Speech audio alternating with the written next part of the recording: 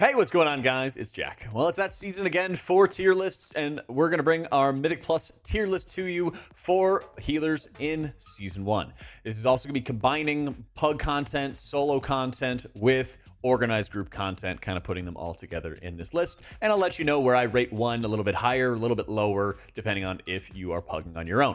The biggest factors I really am seeing for the incoming season are raw output for healers, kicks, stops, crowd control, things along those lines to stop the enemies, stop the cast from going off. I put a huge emphasis on that, as well as the poison dungeons, which are 4 of the 8 dungeons that we have, and 2 curse dispel dungeons in Grim Batol and Stone Vault.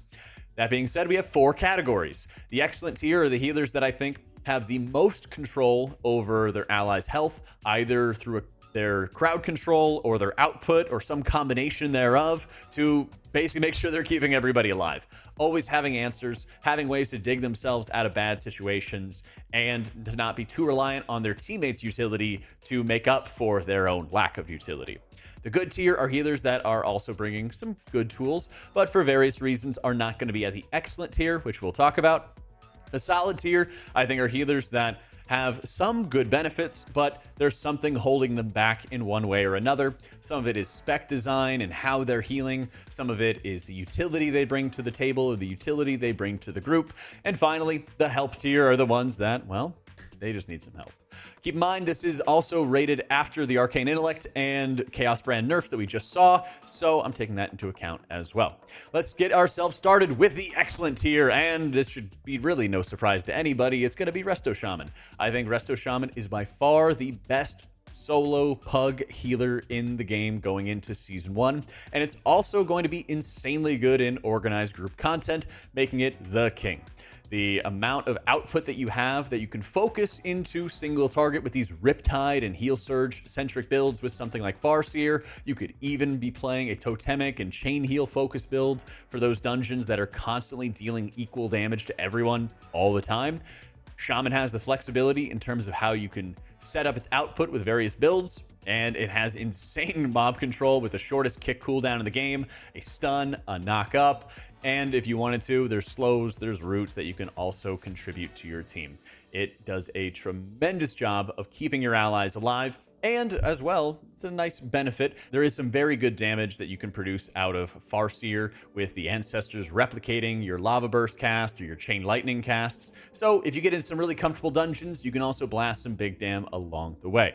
I think Shaman is fantastic, and I fully expect it to be one of the most represented healers going into the new season. Next up, we got Preservation Evoker, and I think Preservation is very, very powerful for the incoming season, and while it doesn't have the poison and curse dispel that Resto Shaman has, it has only the poison dispel and the Omni dispel out of Cauterizing Flame, which, you know, when you have to deal with this with curse dispels, having a 1-minute cooldown on your curse can feel kind of bad. But the other counter for it is just lots of output, and that is what Prez is bringing to the table right now. It's working off of its various combo setups, utilizing either Chrono Warden for more empower abilities and more frequent empower abilities, or with your Flame Shaper having the extra engulf ability to detonate your Dream Breath for huge bursts of healing. You always have a solution really out of your problems, and you do a phenomenal job of handling the really, really high damage heal checks that these dungeons are going to throw at you. Even though your kick is not as good as a Shaman's, bringing a Pressing Roar is fantastic for enhancing your teammates' stuns, silences, crowd controls, whatever they might be. And of course, you can use it on your own Deep Breath for that advantage. Knock up, knock back, the crowd control is fantastic, and the output is really where you need it to be. Even though tanks might be taking more damage, you still have really good tank externals with things like Time Dilation. Flame Shaper brings the Life Cinders where you can apply the Renewing Blaze to your ally. So the spec has a crazy amount of tools to get people out of trouble, get people out of danger. And with the output being as high as it is, you can really muscle your way through a dungeon, kind of like how Mistweaver did it in Season 3, where, yeah, okay, there might be some insane damage that you can't really interact with, or you run out of kicks, or a mob can't be kicked, or something like that, but if you just heal enough, you solve the problems, and that's something Prez does so well. For our good tier, we're going to start it off with Holy Paladin. Despite getting a large quantity of nerfs going into the War Within and having things like Holy Infusion removed outright, I still believe that Holy Paladin is one of the best healers going into the new season, despite those nerfs that they had. What really happens now is that your shocks feel very powerful, your spenders feel very powerful, but it's really noticeable how much output you're doing in and out of cooldowns. What we saw in beta was like you couldn't help but just top people off with Holy Shocks or with your spenders and Word of Glory or Eternal Flame. When the spec was first revamped, everything just like hit like a truck. Now you have to kind of come back down to earth and you realize, okay, yeah, there's going to be some times where I have to space out my cooldowns a little bit more. I can't be as aggressive with my resources, and I can't just be dumping everything into Shield of the Righteous for damage. And at the end of the day, the spec still blasts very good healing. It brings insane utility with both their own personal defensive, their sack, their bop. The poison dispels are going to be fantastic. Devo Aura is going to be fantastic. The flexibility for how they want to use their cooldowns is immense. And I've honestly been having a good time playing with both beacons, especially in like the spot heal heavy dungeons. But then I also go into dungeons kind of like Arakara, where everyone's taking that equal amounts of damage. And that's where I also really enjoy playing with Virtue. So it feels satisfying to actually flex into some of the talents and some of the options that you have at your disposal. And the more that I've played it, the more I think that the spec is going to continue to do well. And I would even argue that Paladin is going to be in like probably double-digit representation for the 0.1% title holders. Kind of similar to what we had in like Dragonflight Season 1, where there was like 3 healers that all had like at least 10% or like 20 or 30% of the total like title holder pool. I think Paladin's going to do very well. I think people have kind of over-doomed about it in a big way. And assuming there's no more nerfs or anything like that for the spec, I think they're going to be in very good shape for the incoming season. And I'm really excited to play one. Next up, we've got Mistweaver Monk. I think Mistweaver is going to be in that good tier once again, and a big part of this is really going to be about how they're countering some of the incoming dungeons and the tools they bring to the table. The spec really got a lot of streamlining going into the War Within and removing some kind of like clunky abilities, like things like Zen Pulse were made into like a passive, for example. Essence Font was outright removed. The hero talent in Conduit of the Celestials is an excellent resource for the spec, where you're balancing between Shaylun stacks, Conduit of the Celestial on a 1.5-minute cooldown. Revival got some recent buffs, so it's pretty good as a CD. And of course, your 1-minute Chi-Ji and your Celestial. So you always have different cooldowns to sort of juggle between, which is excellent in a pug healing environment. So you always have something to utilize whenever your group takes damage, whether it's expected or not.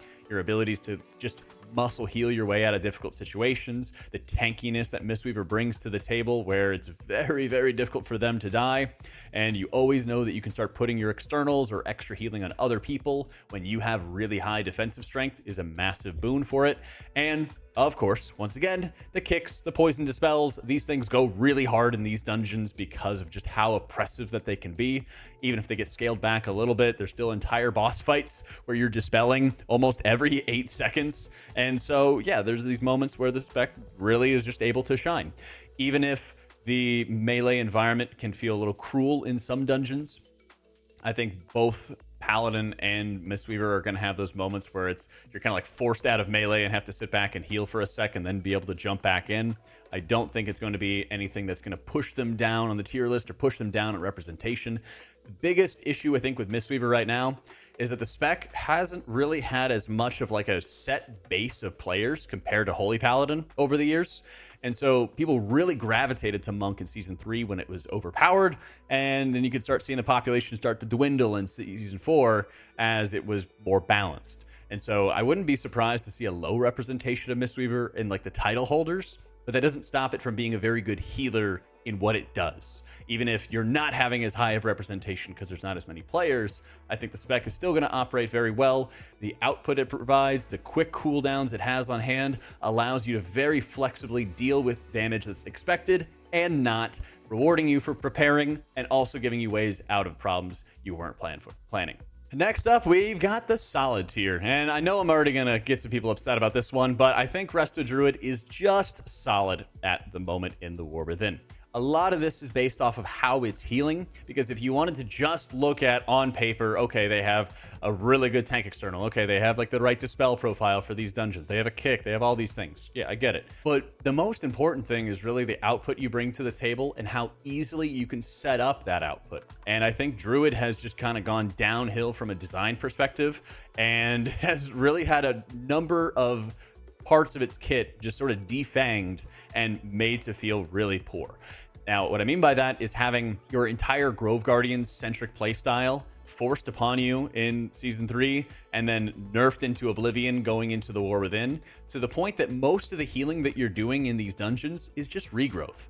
Actually looking at like the rejuve healing, your wild growth healing, your treant healing, all feels really weak compared to like the rest of your kit. You also have to spend a lot more activity time even setting up big healing compared to what you had to in the previous expansion, because you don't have flourish and photosynthesis. You have to choose between one or the other. And what this really results in is that while the spec does incredible amounts of healer damage, it also takes a ton of globals to do that damage. It takes a ton of globals to actually set up your healing. And so something's kind of got to give when you're in stressful environments, and especially when you're in a pug environment where you don't really know what kind of damage is going to be happening. In fact, I'd actually put this like second on the solid tier behind our next healer.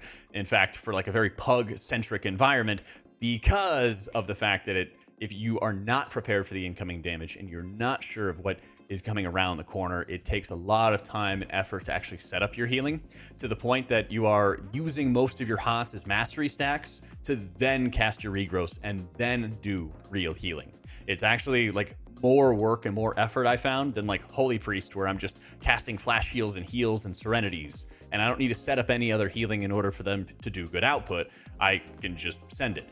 Druid feels like I have to prepare all these different maintenance abilities in F-Low, in Double Life Bloom, in terms of just setting up my rejuves, cultivation, to proc cultivation, to actually get wild growth rolling onto everybody, setting up, like making sure I have Soul of the Forest before I wild growth, so it does a slight larger amount. It actually felt pretty worthless doing that, and so I really was just sending it the Soul of Forest buffs on things like regrowth to try to get some kind of value. And so overall, the spec kit itself and the actual way that it produces output feels really, really weak compared to a lot of its peers. And so, yeah, when you go into some of the lower HPS check dungeons like Mist or Necrotic Wake, it might feel fine, but I think going into the really challenging HPS intensive dungeons like Dawnbreaker, like Arakara, like City of Threads, those are going to be some of the dungeons, like Stone Vault, are going to be the ones that are really brutal for Druid to deal with. And so I think it'll be fine, especially in really well-trained hands, but I think for the general player base, it's just going to be solid. Now, the foil to Resto Druid is actually on the same tier as Resto Druid. It's Holy Priest, okay? So it's so weird how these are set up. Resto Druid has the kit, it has the poison dispels, it has, the crowd control, the things I've been gushing about for the other healers, but I don't feel like its healing does that well. Holy Priest, the healing feels fantastic, but it actually just is lacking the poison dispel, the crowd control, the kick, the things to stop the damage and to prevent the damage really from happening. Oracle Holy Priest feels amazing. Archon feels pretty good too, but I think Oracle Priest is really going to be the way, giving you both damage reduction, flexing into options for more damage or more healing with your cooldown reduction, and giving you a really legit 2-minute cooldown in Piety that you're going to be able to even mash healing into yourself to produce bursty party-wide healing. That's something that the spec has never really had, and it's usually been whack-a-mole all the way down. And so by being able to leverage the Piety 98% overheal redirect if you buff it by Fatebender from the hero talents, you can basically Guardian Spirit yourself for bonus healing, smash tons of flash heals and serenities into yourself because your hero talents make all those abilities do more healing to you, and then all that overheal you do gets transferred to your allies. And so you have that in addition to the big single target healing out of Flash Heal. You're now speccing into things like Lightweaver for good consistent healing to allow you to stretch your mana over long periods of time. The spec plays really well, and for some of the most frustrating and challenging dungeons, things like Dawnbreaker, which have really deep single target healing checks, the spec does great in those environments. And so it's really about the mob control that holds something like Holy Priest back, in that you don't have a kick, right? Not everything is going to be able to be stopped by a Chastise stun.